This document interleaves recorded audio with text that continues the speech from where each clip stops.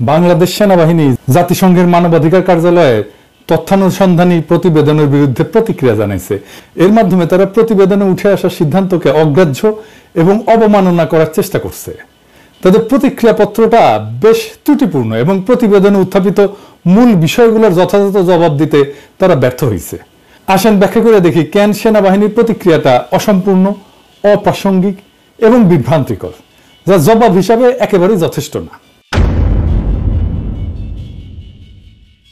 জাতিসংঘের মানবাধিকার কার্যালয়ের তথ্যানুসন্ধানী প্রতিবেদন কোনো অনুমান ভিত্তিক বা রাজনৈতিক উদ্দেশ্য প্রণোদিত দলিল না, বরং এটা ব্যাপক প্রমাণের ভিত্তিতে প্রস্তুত করা হয়েছে।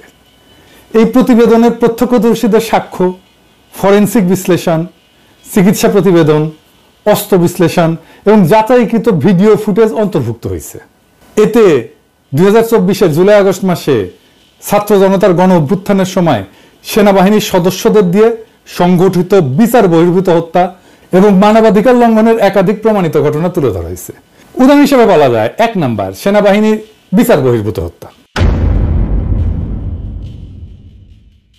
সেনাবাহিনীর সদস্যরা অন্তত 3টা ঘটনায় বিক্ষোভকারীদের লক্ষ্য করে সামরিক রাইফেল থেকে প্রাণঘাতী গুলি ছুড়ছে, যার উদ্দেশ্য ছিল হত্যার মাধ্যমে দমন করা। এর ফলে অন্তত 1টা বিচার বহির্ভূত হত্যাকাণ্ড সংঘটিত হয়েছে। এটা দেখেন, এটা খুব স্পষ্টভাবে লেখা আছে এখানে। 2 নাম্বার, মানবাধিকার লঙ্ঘনে সেনাবাহিনীর সহায়ক ভূমিকা। সেনাবাহিনী পুলিশের এবং অন্যান্য নিরাপত্তা বাহিনীর জন্য এক ধরনের সুরক্ষা প্রাচীর হিসেবে কাজ করছে। বিশেষ করে যখন পুলিশ এবং র্যাব ঢাকা চট্টগ্রাম মহাসড়কের অবরোধ তুলে নেওয়ার নামে যাত্রাবাড়ি এলাকায় নির্বিচারে গণহত্যা এবং বিচার বহির্ভূত হত্যাকাণ্ড সংঘটিত করে। খুব স্পষ্টভাবে এই পৃষ্ঠা 38-এ লেখা আছে।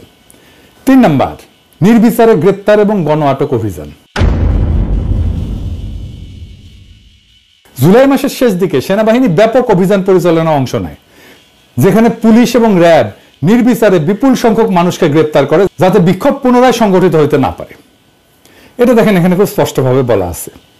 এই প্রমাণিত ঘটনাগুলা পরিষ্কারভাবে দেখায় সেনাবাহিনী তার ভূমিকা অস্বীকার করার চেষ্টা করলেও বাস্তব তথ্যের সাথে সেটা সঙ্গতিপূর্ণ না। সম্প্রতি 2 মার্চ বাংলাদেশ সেনাবাহিনীর সদর দপ্তরে কর্মরত জাজ অ্যাডভোকেট জেনারেলের বিভাগ থেকে পাঠানো বাংলাদেশ সেনাবাহিনীর বিরুদ্ধে মানবাধিকার লঙ্ঘনের অভিযোগ সংক্রান্ত OHCHR এর প্রতিবেদনের বিরুদ্ধে দেওয়া প্রতিক্রিয়াটা আজ আমার আলোচনার বিষয়, বুঝতেই পারতেছেন। খুবই নিকট অতীতের ফ্যাসিবাদী শাসন অনুসরণ কইরা সেনা সদর তাদের পুরানো এবং অভ্যস্ত বয়ান অনুকরণ কইরা এটা তৈরি করছে। খুনি হাসিনার মতো একইভাবে জাতিসংঘের এই সংস্থার প্রতিবেদনে প্রকাশিত বিষয়বস্তুকে এরা অস্বীকার করছে। এরা ভুলে যেতে চাইছে যে ইন্টারনেটে ছড়ায় থাকা অজস্র ভিডিও, নজির এবং উপস্থাপিত কঠোর প্রামাণিক নিদর্শনসমূহ এই প্রতিবেদনকে জোরালোভাবে সমর্থন করে। অবাস্তবোচিত প্রতিক্রিয়া দেওয়ার মাধ্যমে সেনা কর্তৃপক্ষ তাদের বিরুদ্ধে ওঠা অভিযোগগুলোকে বাতিল করে দেওয়ার এক ভিত্তিহীন অপচেষ্টা চালাইছে। এদের প্রতিক্রিয়াটা যে কতটা অন্তঃসার শূন্য সেটাই আজকে আমি দেশবাসীর সামনে তুলে ধরব। আর্মি জেনারেলরা তাদের প্রতিক্রিয়াপত্রে গণ অভ্যুত্থান দমন করতে 2024 জুলাই আগস্ট মাসে গৃহীত বাংলাদেশ সশস্ত্র বাহিনীর সামরিক পদক্ষেপগুলোকে বলছে সঠিক, উপযুক্ত বা যথাযথ, এবং এটাই প্রমাণ করার প্রাণপণ চেষ্টা করছে। এখনো যে সেনা নেতৃত্বে খুনি হাসিনার ভূতেরাই বসে আছে এই ঘটনা সেটা শক্ত প্রমাণ বহন করে। আমি এটা একে একে এখন বিস্তারিত আলাপ করি। আসেন শুরু করি আল্লাহর নামে। 1 নাম্বার, সেনা সদর তাদের প্রতিক্রিয়াটা বাংলাদেশে অবস্থিত জাতিসংঘের আবাসিক সমন্বয়কের দপ্তরে সরাসরি পাঠিয়ে দিছে। এটা প্রচলিত সরকারি যোগাযোগ প্রক্রিয়াকে পাশ কাটায় বা এড়ায় করা হয়েছে। নিয়ম অনুযায়ী এই ধরনের চিঠি সেনা সদর এখান থেকে যাবে সশস্ত্র বাহিনী বিভাগে, তারপরে যাবে পররাষ্ট্র মন্ত্রণালয়ে। রীতি মেনে আলোচ্য প্রতিক্রিয়া পত্রটা যদি সকল পর্যায়ে অতিক্রম করে আগাইতো, তাহলে এর সত্যাসত্য যাচাই বাছাই করে তাদের দাবির বস্তুনিষ্ঠতা নির্ধারিত হয়ে যেত এবং এর সংশোধিত এবং পরিশোধিত রূপটা, চূড়ান্ত রূপটা তৈরি হওয়ার পরেই পররাষ্ট্র মন্ত্রণালয় জাতিসংঘের সংশ্লিষ্ট দপ্তরে পাঠাইতো। এটাই আসল রীতি। কিন্তু ওরা তো হারকুলিস নিজেরা মনে করে। হারকুলিস হয়ে একটা মিথ্যা ভাব দেখানো আজকের সামরিক নেতৃত্ব সরকারি নিয়ম নীতি এবং প্রক্রিয়ার তোয়াক্কা না কইরা সরাসরি জাতিসংঘের ঢাকাস্থ দপ্তরে তাদের প্রতিক্রিয়াপত্রটা পাঠায় দেওয়ার দুঃসাহস দেখাইছে। এখন বাংলাদেশের পুরো সশস্ত্র বাহিনীকে এটা কইরা ঝুঁকির মধ্যে ফেলে দিছে।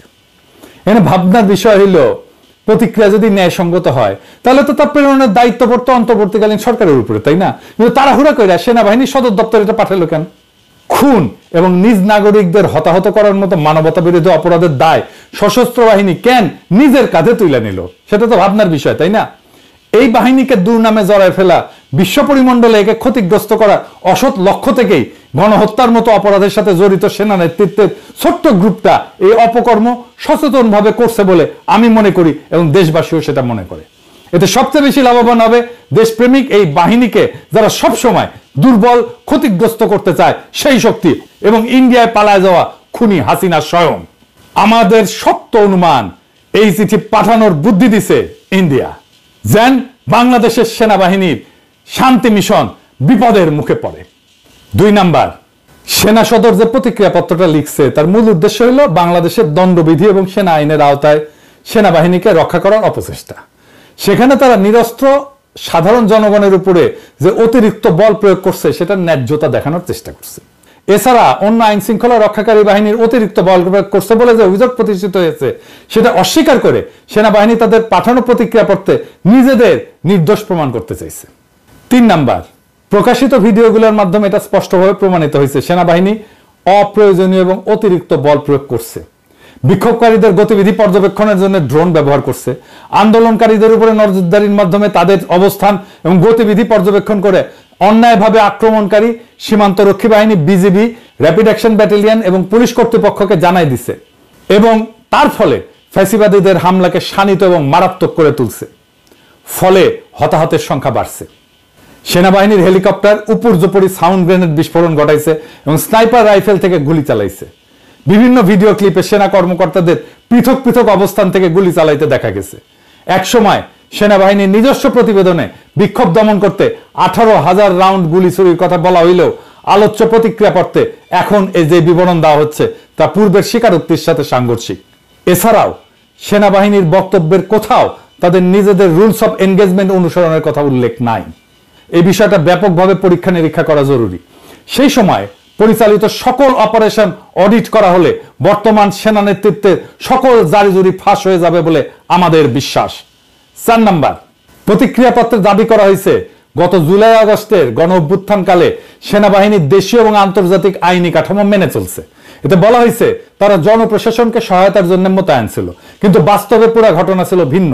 বিক্ষোভকারীরা ছিল নিরস্ত্র, তাদের আচরণ আগ্রাসী ছিল না, নিরাপত্তা বাহিনীর কাছে থেকে যথেষ্ট এবং নিরাপদ দূরত্ব বজায় রেখেই বিক্ষুব্ধ মানুষ অবস্থান করতেছিল। সংখ্যায় শত শত, কখনো হাজারে হাজারে মানুষ জড়ো হয়ে স্লোগান দিচ্ছিল, বাধার মুখে ইট পাটকেল ছুটছিল, সাউন্ড গ্রেনেড, টিয়ার গ্যাস, লাঠিপেটার বিরুদ্ধে জনতা নানান প্রতিরোধ গড়ে তোলার চেষ্টা চালাচ্ছিল। আর যখনই গুলি করা হচ্ছিল তখনই তারা 2 হাত প্রশস্ত কইরা বুক চিতায়, শির উঁচায়, সম্মুখে আগায় মৃত্যুকে আলিঙ্গন করতেছিল। ফলে তখন নিরস্ত্র আন্দোলনকারীদের উপরে সংগঠিত সেনাবাহিনী, সীমান্তরক্ষী বাহিনী, পুলিশ, র্যাব এবং আওয়ামী লীগের সশস্ত্র গোষ্ঠীগুলোর সীমাহীন বল প্রয়োগ, মাত্রাতিরিক্ত জুলুম এবং ভয়ঙ্কর সহিংসতাকে ন্যায়সঙ্গত বলে এখন প্রতিক্রিয়াপত্রে লেখা অমার্জনীয় অপরাধ। 5 নাম্বার, কোন দেশীয় বা আন্তর্জাতিক আইনি কাঠামোই নিরস্ত্র জনগণের উপরে প্রাণঘাতী বল প্রয়োগের অনুমতি দেয় না।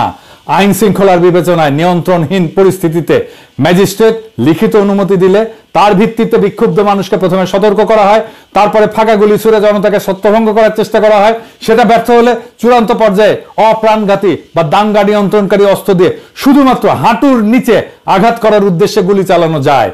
কিন্তু গত জুলাই আগস্ট গণ অভ্যুত্থান চলাকালে বাংলাদেশ সেনাবাহিনী এর কোনো কিছু অনুসরণ বা মান্য করেনি।